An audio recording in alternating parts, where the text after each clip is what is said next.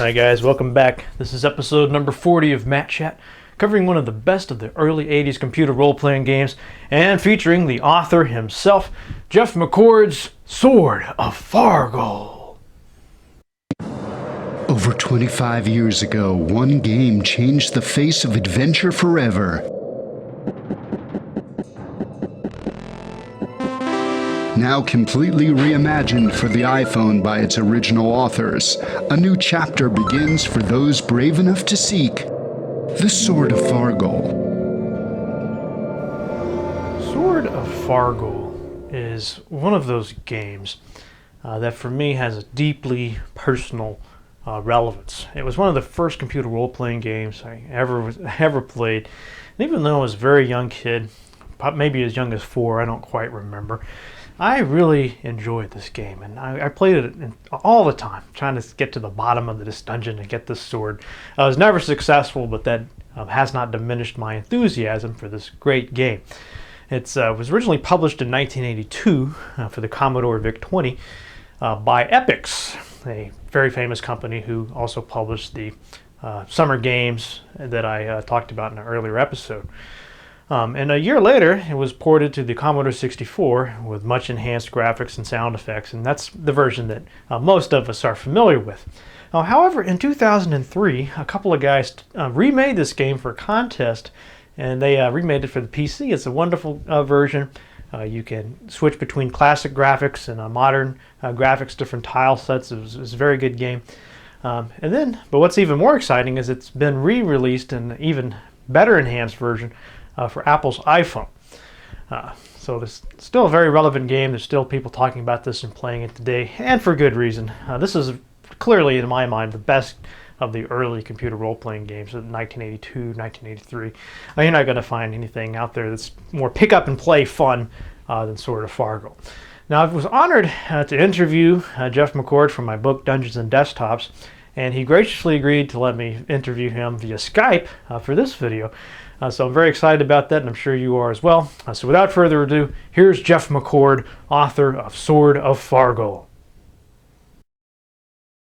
It was kind of nice because I felt like I was inventing something that was an organic product at the time, and I didn't really think of it as a product. I was really just doing something that I found that my friends after school were excited about playing, and the really great thing is that the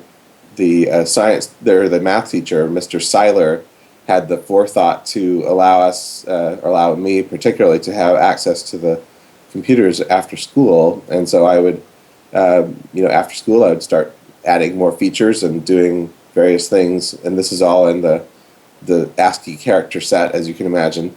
But kids were playing after school, and they were thinking, oh, well, what if you did this to make an invisibility spell, or different things like that. And so it just grew, and I learned basic as I went, and then luckily my dad was cool enough to get me a pet Commodore at the time, and so I had one at home after that.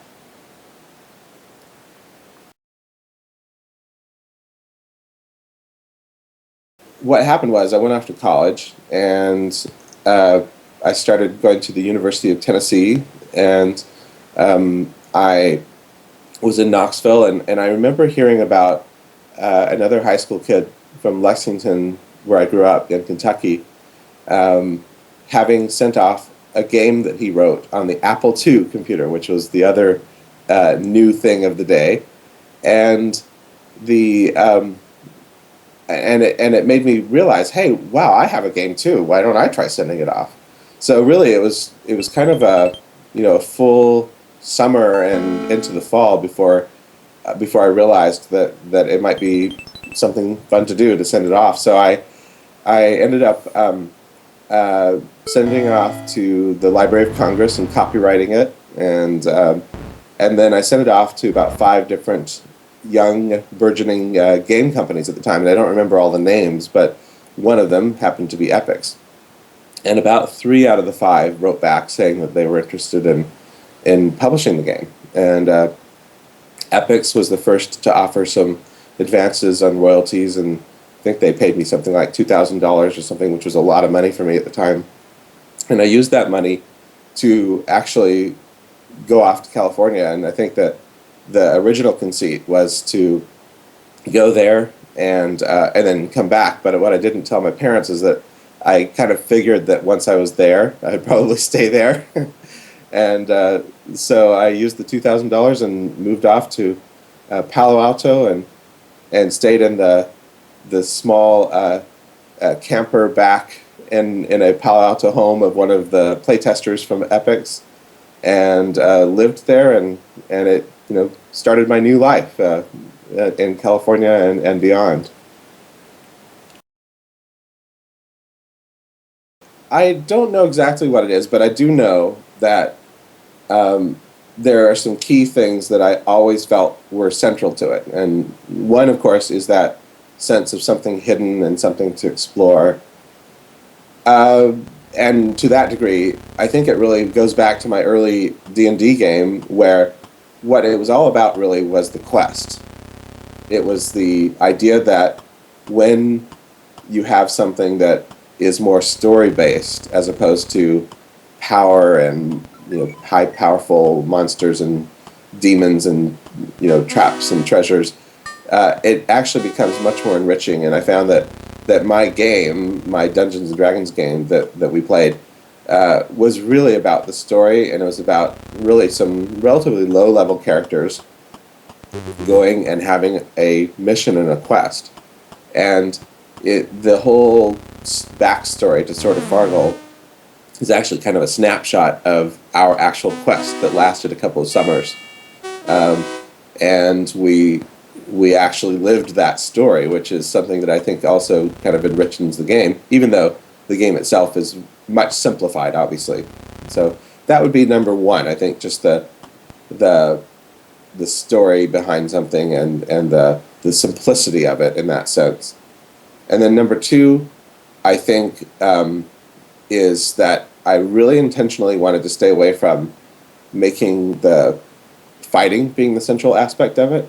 Now, obviously, you have to have some kind of battle and bravado and stuff like that in any dungeon game. But you'll notice that even to this day, there have not been heavy emphasis put on animating the actual sprites or characters. And even on the iPhone version that's just been released, that's not where our focus is. Our focus is more in the types of things that you find and the types of things that the way the dungeon looks and the richness of the graphics and the transitional animations. And certainly we could have animated the sprites and made them put in blood and things like that, but we didn't want to do that.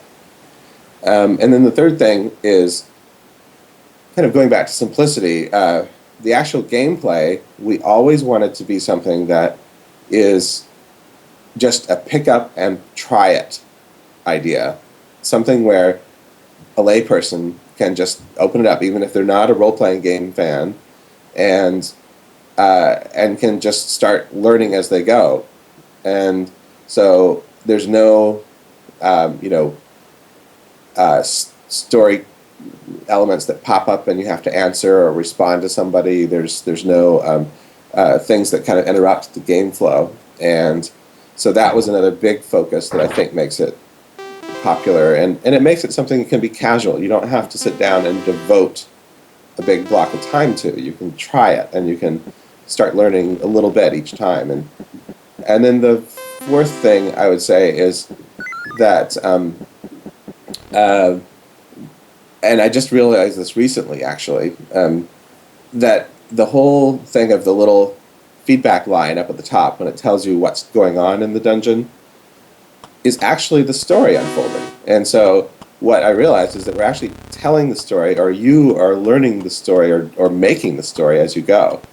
And then, of course, that would lead to number 5, which is completely random and replayable. And I think that what's been really cool about it is that right from the beginning, I always wanted it to feel like it was new.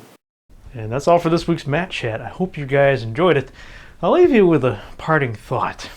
The best game ever made is the one waiting for you to code it. That's all. See you guys next week.